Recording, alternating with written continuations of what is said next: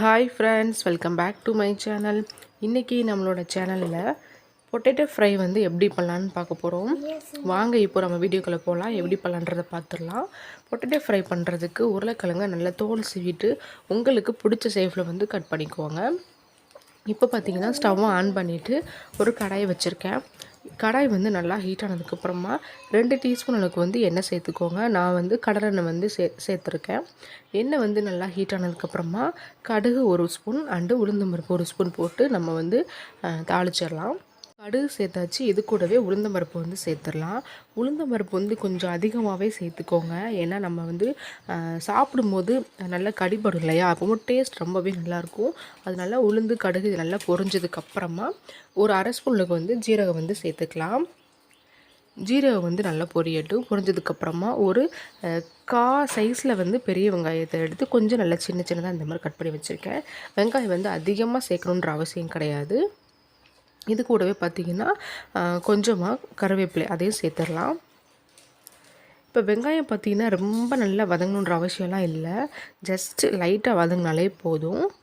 So அதனால் லைட்டாக வதங்கட்டும், அது வரைக்கும் நம்ம வந்து வெயிட் பண்ணலாம்.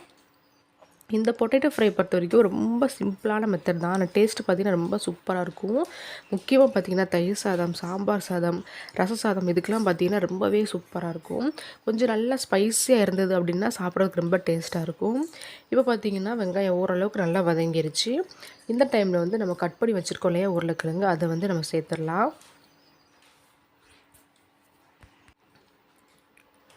உருளைக்கிழங்கை சேர்த்துட்டு நல்லா வந்து அந்த எண்ணெயில் வந்து மிக்ஸ் பண்ணுங்கள்.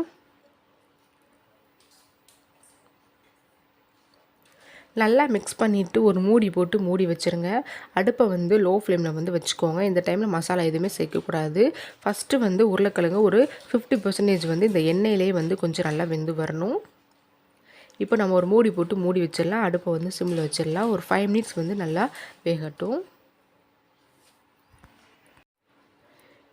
இப்போது வந்து 5 மினிட்ஸ் வந்து ஆகியிருக்குங்க. இப்போ பாருங்கள் எந்த அளவுக்கு வெந்திருக்குன்றதை நம்ம வந்து செக் பண்ணிடலாம். நம்ம ஒரு உருளைக்கிழங்கு எடுத்து செக் பண்ணி பார்ப்போம் வெந்திருக்கா வேகலையான்றதை.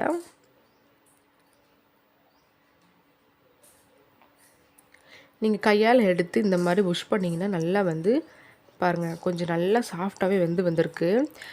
இந்த டைமில் வந்து மசாலா வந்து சேர்த்துடலாம். இந்த ஃப்ரையை பொறுத்த வரைக்கும் நல்லா ட்ரையான ஃப்ரைன்றனால நம்ம தண்ணியாக எதுவுமே சேர்க்க போகிறது கிடையாது. அந்த எண்ணெயிலே வந்து நல்லா ஃப்ரை ஆகி வரணும்.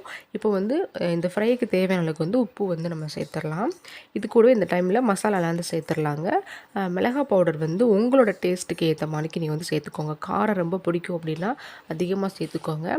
நான் வந்து காஷ்மீரி சில்லி பவுடர் வந்து சேர்த்துருக்கேன். நீங்கள் நார்மல் சில்லி பவுடர் கூட சேர்த்துக்கலாம். இது கூடவே பார்த்திங்கன்னா மல்லி பவுடர் 1 ஸ்பூனுக்கு வந்து சேர்த்துக்கோங்க. அவ்வளோதான், நம்ம வேறு எதுவும் சேர்க்க போகிறது கிடையாது. இப்போ மசாலா எல்லாத்தையும் நல்லா வந்து கலந்து விட்டுறலாம்.